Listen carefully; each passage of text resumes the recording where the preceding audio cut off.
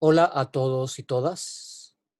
Antes de continuar, me gustaría, y en relación a la materia que vimos anteriormente, indicarles de que el hecho de que un átomo, un átomo de carbono sea D o L tiene importancia.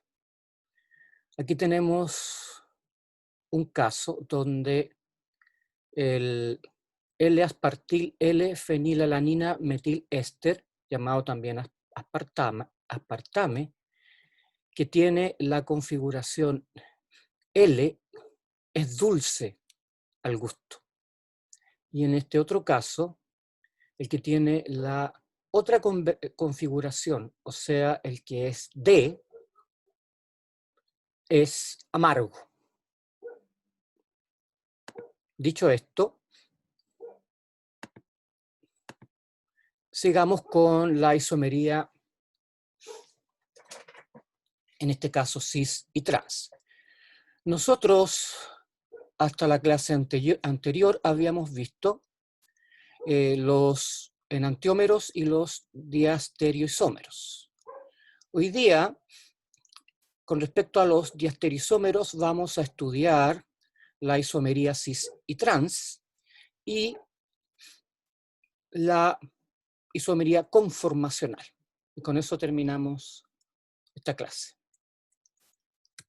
Bien, cuando ustedes tienen dos átomos de carbono unidos por doble enlace, recuerden de que cada uno de estos carbonos es sp2. Por lo tanto, están los átomos que rodean al carbono y los dos átomos de carbono en el mismo plano. En este caso, los átomos A, B, C, doble enlace C, X y Y están en el mismo plano. Además, el ángulo entre A y B es 120 grados y el ángulo entre X e Y también es 120 grados. Este tipo de compuestos genera un tipo de isomería que corresponde a una isomería que forma parte de la familia de los diastereoisómeros, que es la isomería cis y trans. ¿Por qué? Porque cuando ustedes tienen dobles enlaces, estos enlaces, mientras permanezcan unidos los átomos de carbono mediante doble enlace, la geometría es rígida. Por lo tanto, en este caso, A y X están a un lado del doble enlace y B e Y están al otro lado del doble enlace. Esto genera la llamada isomería cis y trans. Y aquí les muestro yo un ejemplo. En este caso, el ácido maleico tiene dos ácidos carboxílicos, uno unido a un carbono y el otro unido al otro carbono, que están unidos por doble enlace. Cuando los grupos más grandes, los que conforman los grupos ácidos, están al mismo lado, lo que implica que los hidrógenos también están al mismo lado, llamamos a esta configuración cis. Y si ahora los hidrógenos y los grupos carboxilo están a distintos lados, los llamamos trans. En realidad, estimados alumnos, el tipo de isomería, este tipo de isomería tiene una nomenclatura que es mucho más compleja que hablar de cis y trans. Sin embargo, para este curso nosotros no nos vamos a referir específicamente a estas reglas. Y por lo tanto, de preguntarse algo, se van a preguntar ejemplos muy simples, o se van a mencionar ejemplos muy simples, o se van a hacer preguntas relativas a este tipo de isomería también bastante simple. Aquí tenemos, por ejemplo, una vitamina que es el cis-retinal.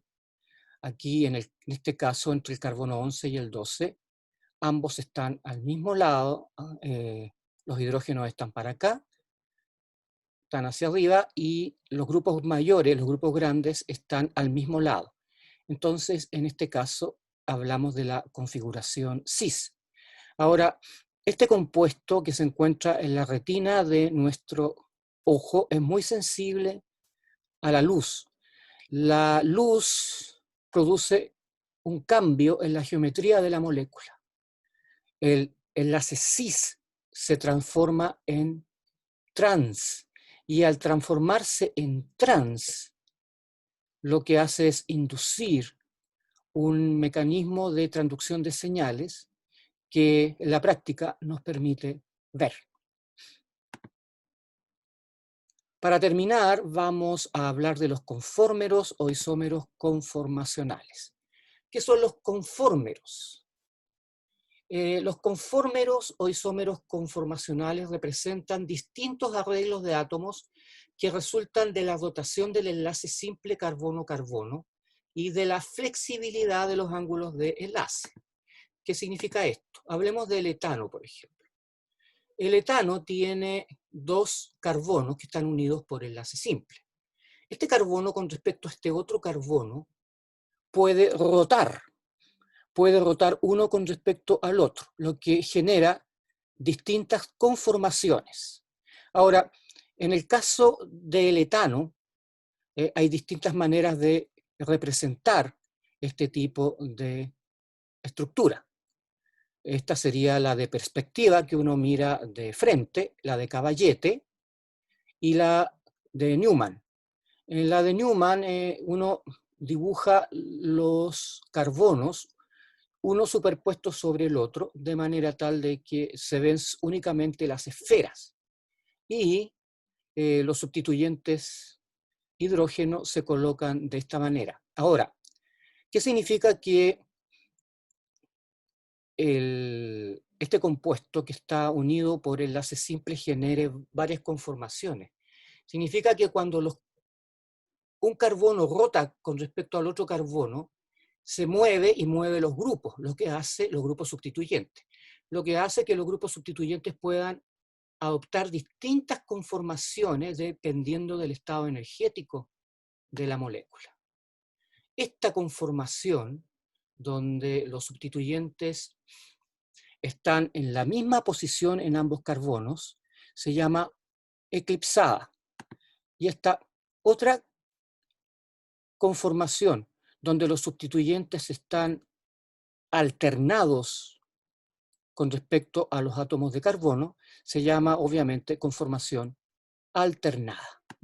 Ahora, estas conformaciones se deben, repito, a la capacidad que tiene o a la libre rotación que experimenta un enlace simple como el carbono-carbono en este caso. Ahora, las rotaciones, los carbonos pueden rotar un número infinito de ángulos uno con respecto al otro. Sin embargo, hay ciertas conformaciones, y eso es lo que muestra este gráfico, donde la energía es mínima y donde la energía es máxima. La energía es mínima y por eso representa una conformación estable, es en la alternada. Y donde la conformación es, perdón, donde la energía es alta es cuando los carbonos se encuentran con sus sustituyentes en una conformación eclipsada. ¿Por qué la eclipsada es menos estable que la alternada? Simplemente por la repulsión.